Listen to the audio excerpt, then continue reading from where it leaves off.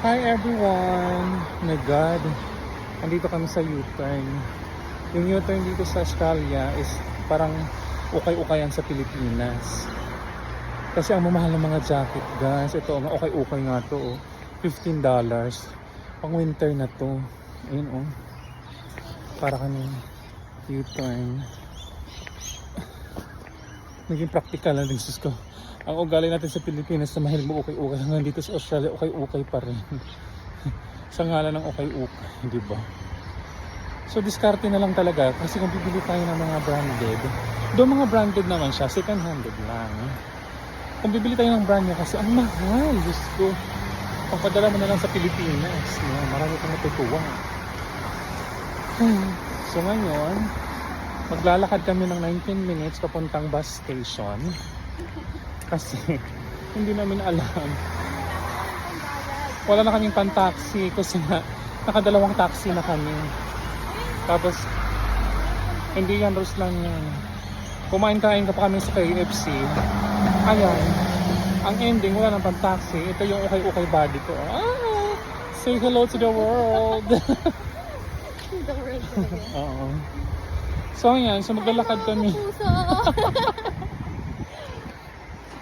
So maglalakad kami ng 19 minutes para makapunta kami sa bus stop.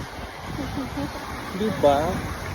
Basta sa ngalan ng sa ngalan ng ukay-ukay. Akala mo, tignan mo. Oo. Kulang na lang talaga sa susunod na araw baka makikita magba-vlog na kami namumulot na rin kami ng bote. Oh yan, ang gagawin na nga tayo. Pero nangyari na sa amin yun, guys. Hindi lang kami nakapag-vlog. Kasi yung time na yun, pinick up lang namin yung mga bote sa mga bahay-bahay. Kumbaga, may mga contact na. Pero baka this time yung basura sa basura talaga, magkakalkal na. Ay, Diyos ko. Masakit sa dibdib yung lamig. Ayan guys. So ito ang buhay Australia. Diba? Sobrang tipid. Sa ukay-ukay pa rin ang bagsak. Oh, pero at least magaganda yung ukay-ukay dito, as in quality naman. Yeah, diba? may mga anong patatak. Oo, kung kamalas-malasan, may mga putok China talaga. Mga putok. Mahihilo ka rin, huwag mo na lang amuyin. So kailangan ng labahan, tapos sabi na nga ni Heart Evangelista, lalagyan mo daw ng holy water. Kasi hindi natin alam kung buhay pa ba yung mga totoong may-ari ng mga pinagsusuot natin. So later, pag-uwi, lalagyan ng asin. Tapos hindi na siguro natin ibibindita. At ang isda na malengke pa kami, guys. Galing din kami kasi malengke kami ng isda.